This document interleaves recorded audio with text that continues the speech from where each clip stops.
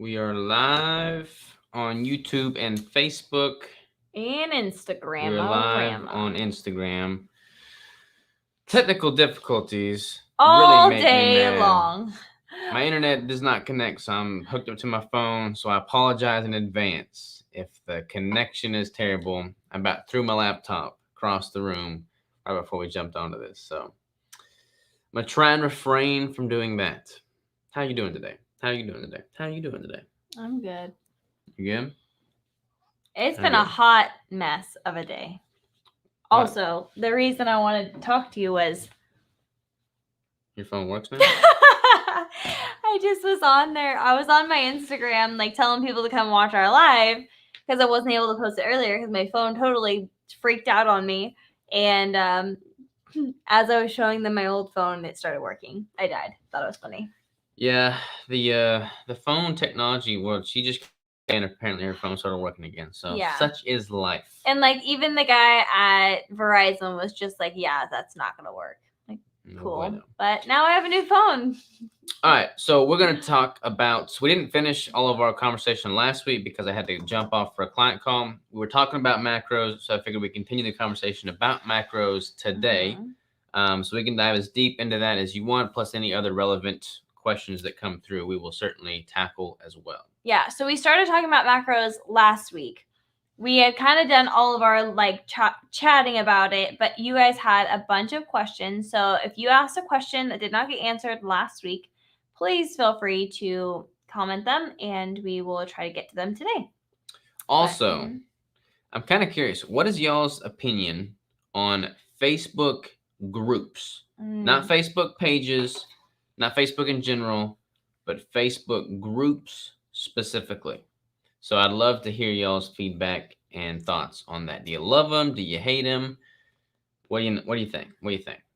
What's up, Coach and Lady Savage? What's up? What's up? Keto Jim says, "Hey y'all, what's up, Keto Jim? I still have to do my run today." Yeah, Jonathan just asked me how's the running been, Crystal. It's good. I am doing the Couch to 5K to just like ease my little way into it, and it's been fantastic. Today will be day 9, I think. I think today's day 9, and it's going great. I feel good.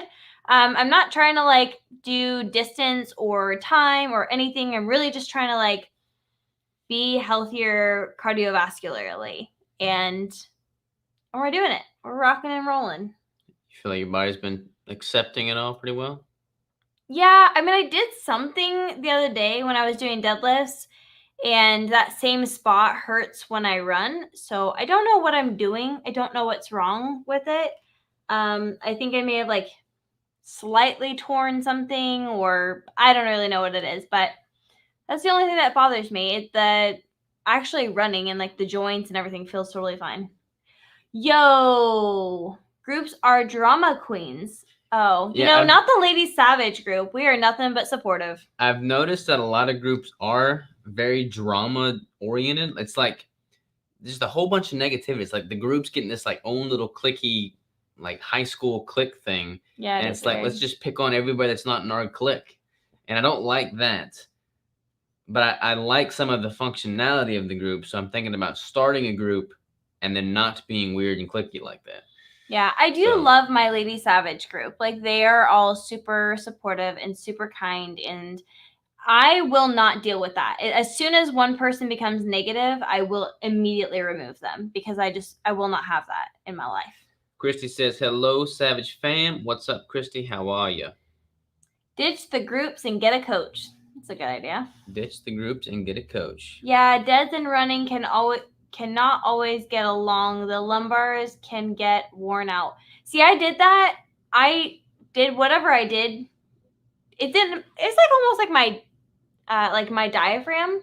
I don't know. I was doing deadlifts. This was before I ever started running, but I did it and then I was totally fine. But the only time it hurts now is when I'm running. So it's super weird. We should throw a macro question out there. Sorry. Or we were saying that we're going to talk about macros, but nobody's brought us any questions about macros. Anything to say about macros? We talked about it last week. If y'all saw my Instagram and Facebook post, your phone's been dead. You probably didn't see it yet. all this confusion around what keto is, I kind of called out that fact that there's so much confusion around it and asked people to comment with what they would define keto as. And it's obvious that the board, like, it's just all over the board. Like, there is no definitive answer on what keto is collectively within the space, which is kind of frustrating because I feel like with anything in life, and this goes way beyond dietary protocols, but just anything, when there's no somewhat degree of definitive reason as to what that is, it just leads the room for so much confusion. And that's what's happening right now with keto. And then you have like companies coming in trying to monetize on that add more confusion, and it just dilutes the quality of what could be amazingly great. And that's a frustration for sure. Sarah says, have a macro question. Well, throw it at us, Sarah. We want to hear it. Christy says, hanging in there. Dwayne had 3 chemo treatments yesterday, and he was outside trying to trim a dang tree. My it's gosh. the soldier in him, though. That's and that crazy. Is what's up. That tree doesn't know what hit it. He's the boss over that tree. Wow. I like it. What we got over here? Jonathan said, just had to be easy on him. Robert is just a beast. This is true. Robert is a beast. Love the Lady Savage peeps. Yeah, me too. Do you eat a keto brick every day? Pretty much eat a whole keto brick every day. It's my go-to. I consider myself keto even though I eat 0 carbs. Yeah, like if you're eating 0 carb, well, some people have a whole nother dietary philosophy for 0 carb. I don't know if it's animal-based. I'm assuming probably is. So if you're doing like carnivore 0 carb, oh, I see. That could be a subset of keto for sure. I feel like keto is a metabolic state.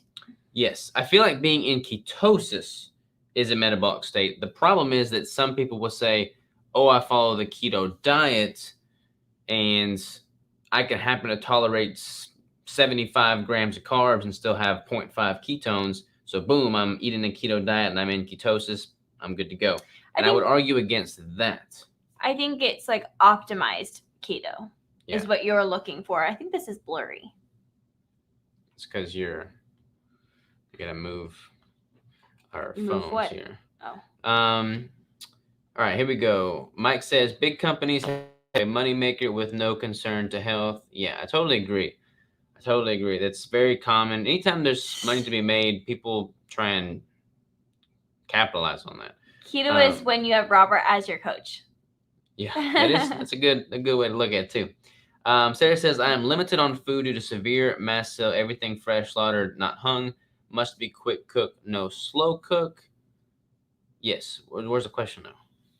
She's probably still typing the question. So I'll keep an eye out for that question in reference to that. Cindy says, hi guys, just tested my cross bra today and love it. Yay.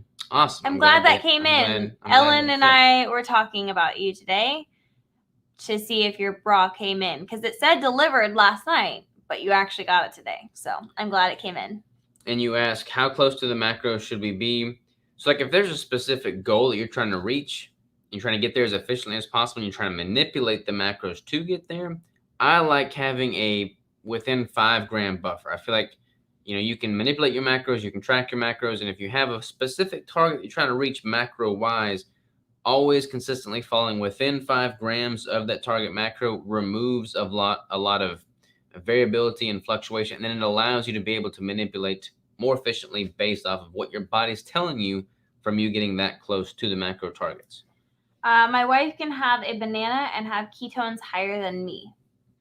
It's funny about like things like that. I would test my glucose, like my blood glucose, rather than my ketones, because if you're using ketones as fuel, a lot of times my ketones are low. I'm eating high fat, but my ketones are low because I'm optimally using them. And depends on what time of day you're testing them and things like that. But for testing out food, the best thing to test is actually your glucose, because you're gonna have ketones in your blood, but did your glucose, is your blood glucose spiking? Is your insulin spiking? I think that those, continuous glucose monitors are really cool, and I really want to get one sometime soon. However, I don't eat stuff.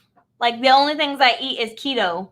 So I'm like, what's the there's nothing going to be hyped about it because I'm not going to like go test bread. You know? Sarah says, so a lot of fresh slaughtered lamb hearts, chops too expensive. My new source is surrounded by a thick layer of fats. I feel best 70% fat and want to stay within this.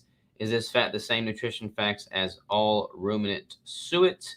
Or can I cut off prior to cooking it and weigh it, count it as the same as beef suet nutrition facts? I think each serving is going to be 4 ounces of suet.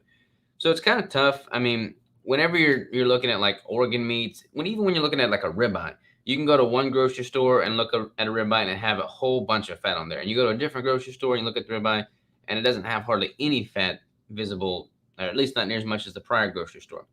You're going to run yourself ragged because there's nothing that's going to be 100% on point. But if you try and get your groceries from the same supplier, more often than not, you can like let the law of averages come into play, and then that will all level out in the wash. The main thing is like you're tracking it the same way. Same thing with like weighing food pre-cooked or raw, like or cooked versus raw. Just doing it consistently the same time each time is how you figure out what your body's responding to and then manipulate from that. Some say nutritional ketosis and just being in ketosis might help you out. Yeah, I think it totally depends on what your goal is. Like for us, we're trying to optimize for our workouts and growing muscle and things like that. And then there could be someone who's doing it specifically for health reasons that might just benefit from producing ketones and having them in your system. And then there's people who need like super high ketones for like a very serious medical condition. So I think it really depends on like what you're trying to optimize for. And, you know, like, are you trying to get the most nutrient density from your food? Or are you just trying to like fill it because it tastes delicious, you know, and still be in ketosis? Christy says, I agree. Get a coach. Having Crystal has been a game changer. After years, I broke a plateau. Cutting out all the keto crap made a difference in many ways. Yeah, then read the second one. I may not have liked it at first and questioned her in the beginning, but she knows her stuff. You have to trust your coach and the process. Yeah. 100%. Yep. The keto junk, man, it'll get you. Yes, it will definitely get you. Miss you guys. Team Savage for life, Corey says. When are we going to be up there next? We're going to be up there next weekend. My brother will be. Oh, that's right. Yeah, so let's come over and have steak with us next weekend, Corey. We're going to be in that area. Text me. We'll be up there either Friday or Saturday. Yes. So keep your days open. If I weigh the fat and count the fat as suet, is that a correct way of recording it? Yeah, I mean, generally speaking, if it's just pure fat, like 14 grams of pure fat is going to be pretty much the same across the board as far as like what the fat grams would be, and the calorie counts and stuff like that. So like a tablespoon of olive oil has the same fat content and macros as a tablespoon of duck fat, for instance. So if it's just pure fat, it's going to be pretty much the same across the board from like beef suet and lamb suet. All right. Hey, friends. What's up? What's up? By the way, I was asking about the Facebook groups earlier. I haven't published the Facebook. Actually, I have published a Facebook group. We have a Facebook group. So if you're watching this on Facebook, on the Team Savage page, there is a group associated with it. The group is called Ketogenic Natural Bodybuilding. Like I said, I haven't published anything there yet, but I'm contemplating really doubling down on Facebook groups. So if that is something that you're interested in, I would love to make a community aspect to this. I might start doing the lives on the Facebook group instead of the Facebook page. So it can be more of a community aspect. So if that interests you, just join that group. What's funny is that we have actually had that group for a really long time, and we just have not made anything on it. Yeah, I made the group in 2016. Yeah. And it was called Ketogenic Bodybuilding. And then I didn't never do anything with it. And there's since been other ketogenic bodybuilding groups made that I don't really necessarily agree with all of their dietary philosophies. So I just wanted to make my own and use it, but I didn't want to use the same name. So Ketogenic Natural Bodybuilding. Should I be concerned if higher protein made glucose go to 128, ketones were low, carbs 26 total? I'm confused. Was there anything else with that meal besides just the protein? Like if you ate a lot of protein, but then you also had some dietary fat with that protein, that would shunt the glucose response from the protein. So I personally like to pair all of my protein with a fat. I don't ever like to eat just a super lean protein by itself.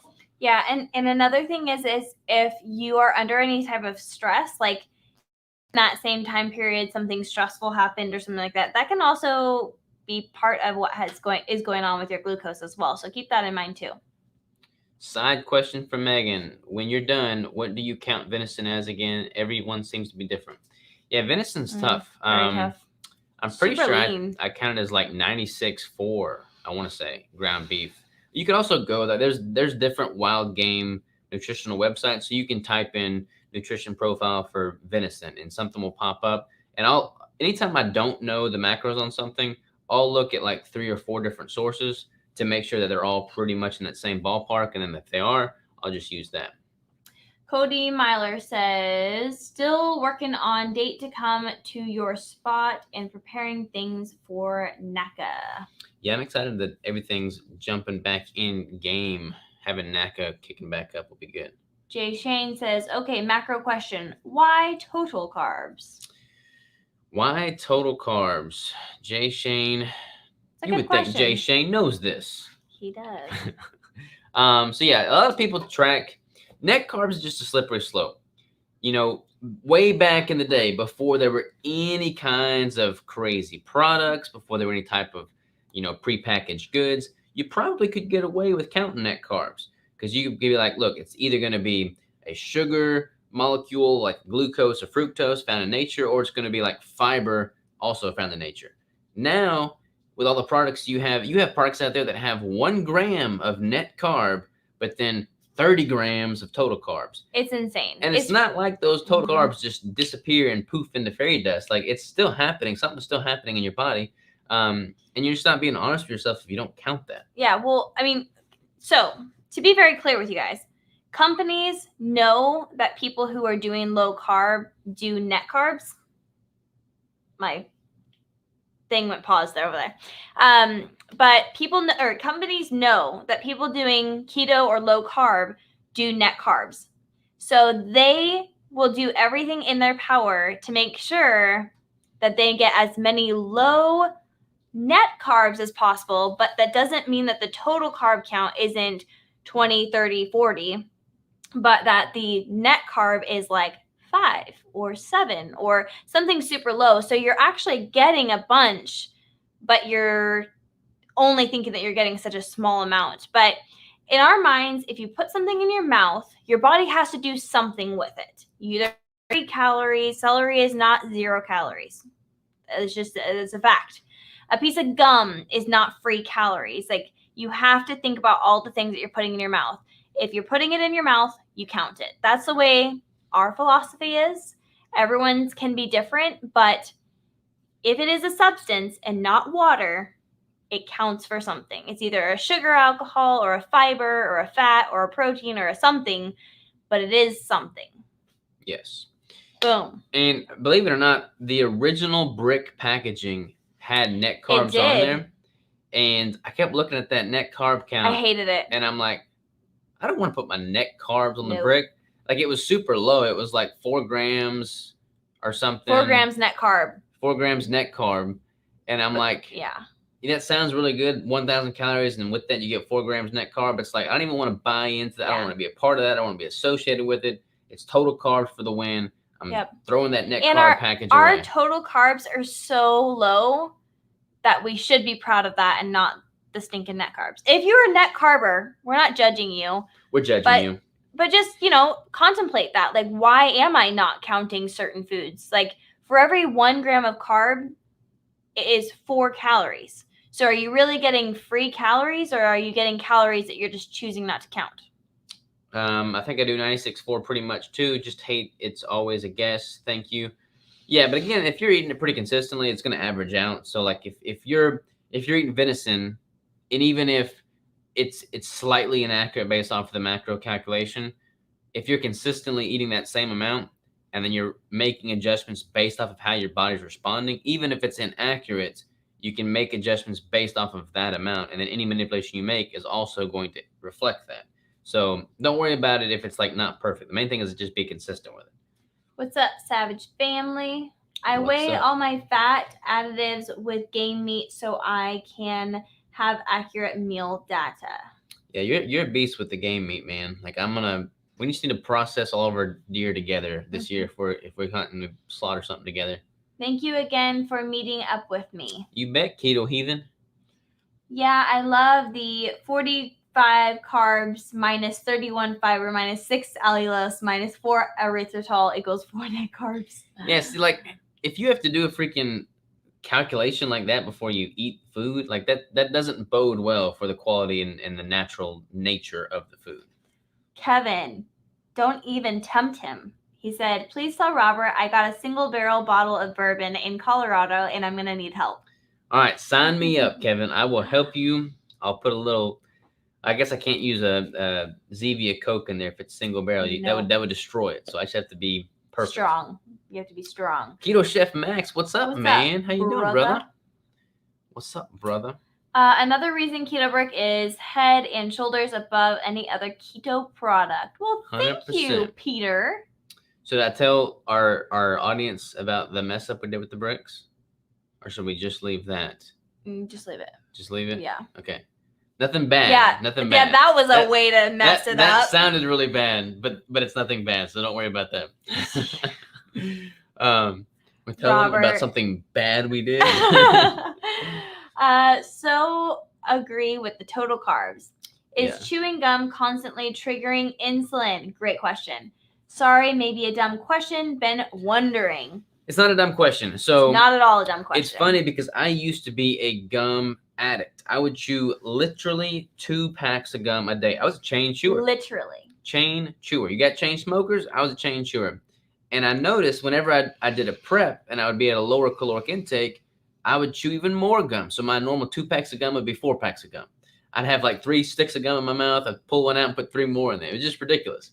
And it's expensive. It was too. Really ridiculous. And I noticed that it seemed to increase my hunger. Like you wanted to chew, but like there's something called a cephalic phase of insulin response. So basically what that is your body starts secreting insulin and getting ready to digest food when it smells food, chews food, salivates over food, any of that stuff. So if you're constantly chewing and you're tasting that flavor, especially if it's sweet, which most gum is sweet, then you're going to get a cephalic phase of insulin response from that. It's not going to be a massive amount, so don't feel like you're not losing fat in life because you chew too much gum. That's probably not what's happening. But yes, it can give you a response, and it can increase your hunger and cravings.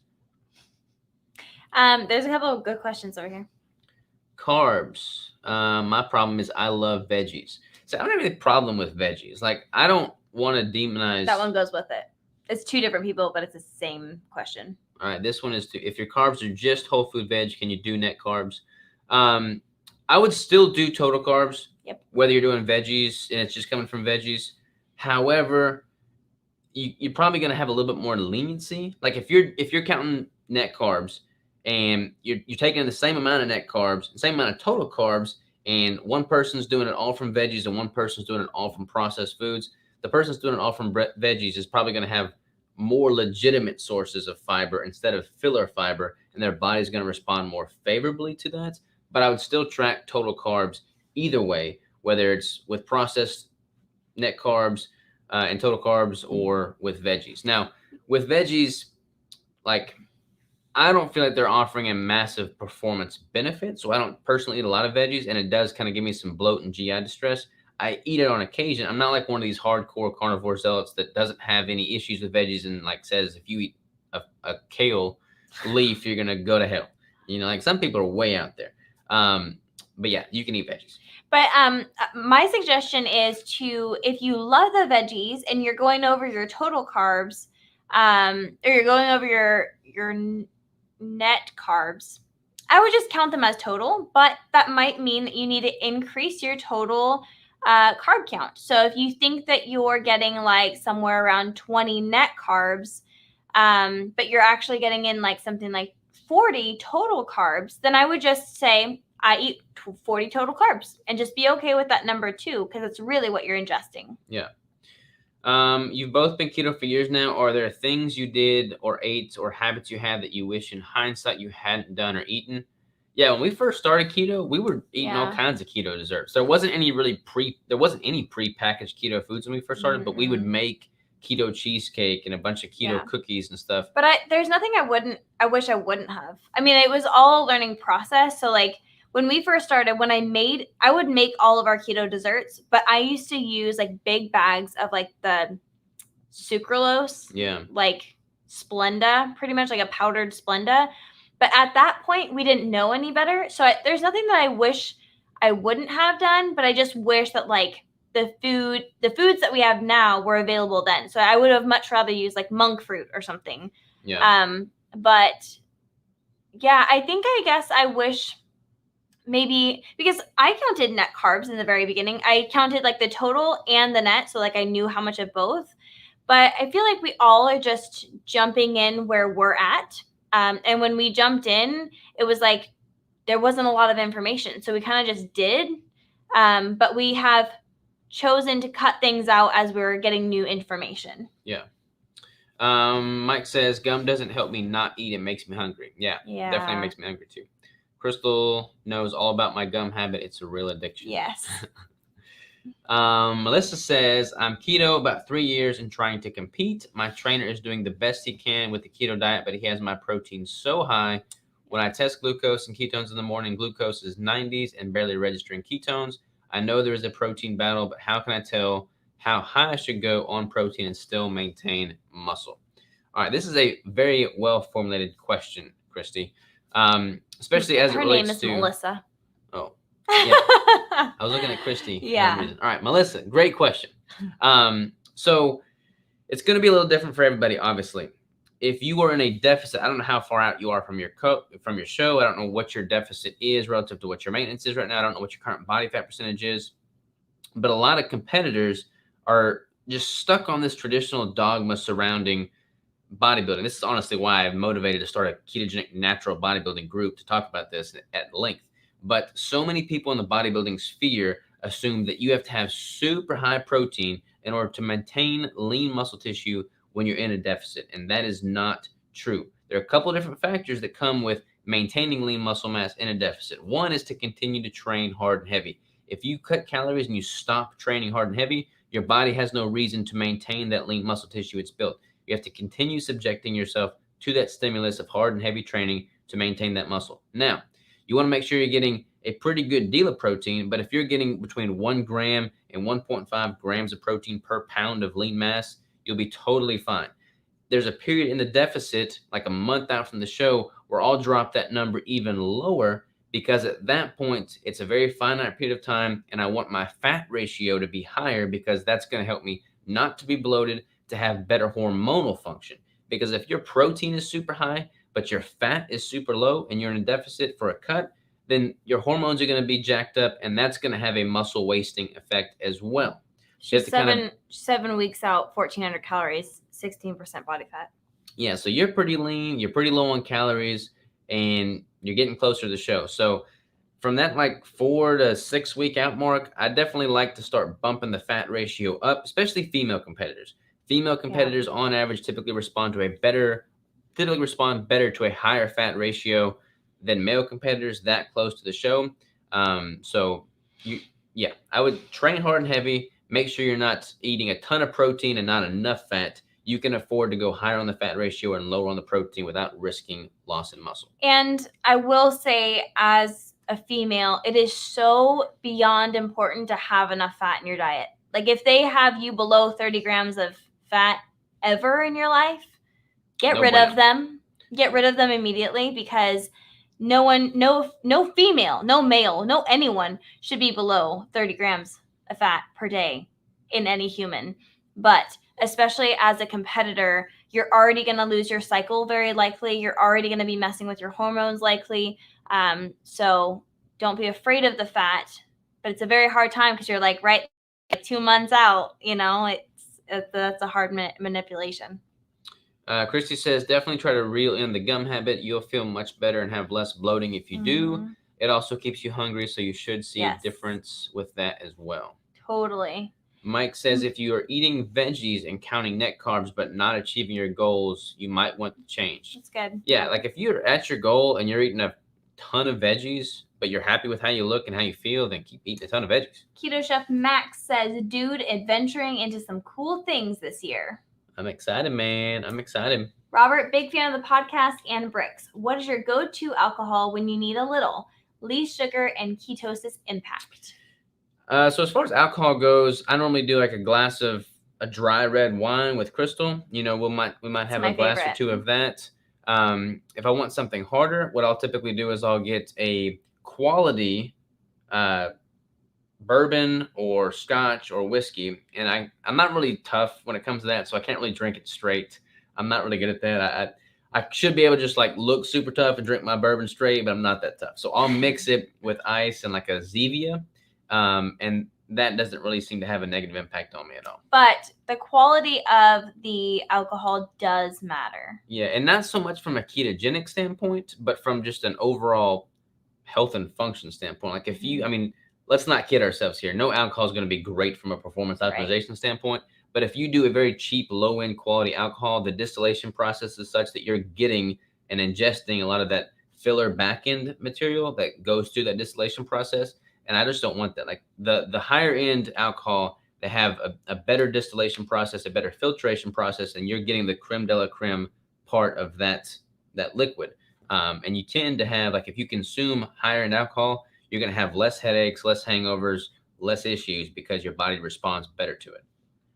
Y'all have an awesome day. Gotta hit the weights. Dylan. What up, Dylan? I eat only keto Brix. Easiest way. Oh, man. Sophie says, I've been keto for a few years, but still miss the volume. I grew up in big salad days and just don't feel full unless I have some veg. I wish it wasn't so. I mean, you could totally have some veg. Yeah, big salads. Yeah. I love salads. I just can't have them very often. They upset my stomach. Yeah, it's weird that like people have villainized greens, and there are definitely people that shouldn't eat a lot of greens. Like if you have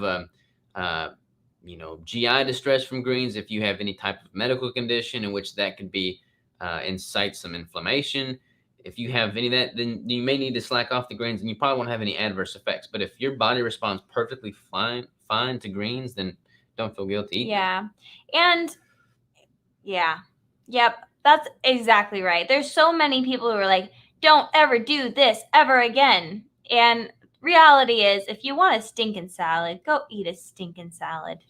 Yeah. Melissa says, awesome. Thank you. I'll be contacting you soon for possible training. Love you guys. Thank you, Melissa. I don't want to step on the toes of your current coach by any means, but I will say this. There's a bunch of coaches out there that prep clients and they haven't even done a show themselves, or they're trying to coach them on a dietary protocol that they've never done themselves. Mm-hmm. And that's really hard. If you've never competed following a certain dietary protocol, then you shouldn't ever coach a competitor to the stage following that dietary protocol that you've never done. So I have no shame in saying that. That should be a must.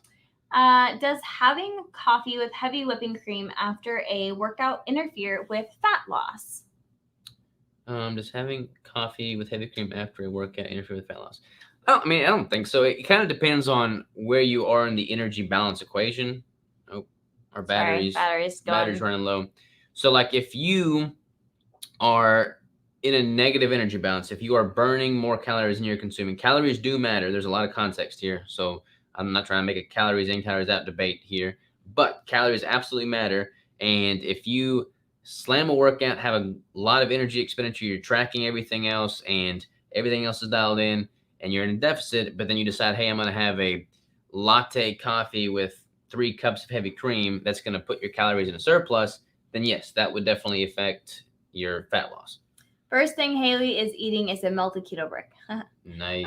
Keto Chef Max says, what starches would you consider most friendly for keto? I've messed with tapioca a ton with interesting results, but I see a lot of inulin in a lot of products, but damn the flatulence, LOL. Yeah, I'm not a fan of inulin. I'm not a fan of tapioca. I'm not a fan of any of that stuff, honestly. Like, we just don't like starch. Yeah, I don't won't use it. Like, and there's so many bars out there that use that as the filler ingredient to make it more shelf stable, to make it hold up in heat better. But there's no performance benefit from it. So like with the Brix, we don't put anything in there from like a preservation standpoint. Like the only thing that we put in there is stuff that we feel each ingredient is there for a reason. And there's so many bar companies that don't do that. and it like all the allulose that's super sweet, like all the inulin, all the fibers.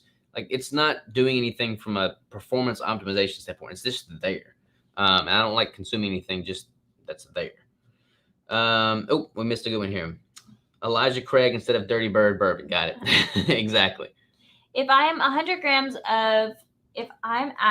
grams of protein, what's the lowest fat grams you would recommend? 100 grams? That's going to depend on you as an individual.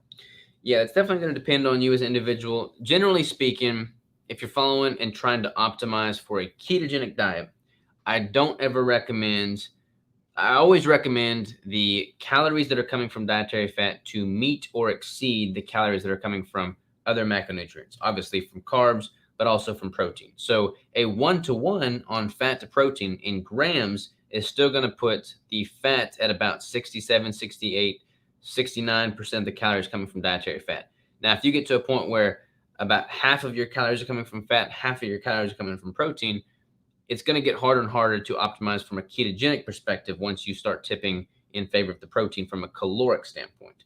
So the actual macros are going to be very dependent upon the individual, but that's kind of my go-to take on that. Arlene says, I have been trying to incorporate more vegetables coming off carnivore because I was way over eating protein.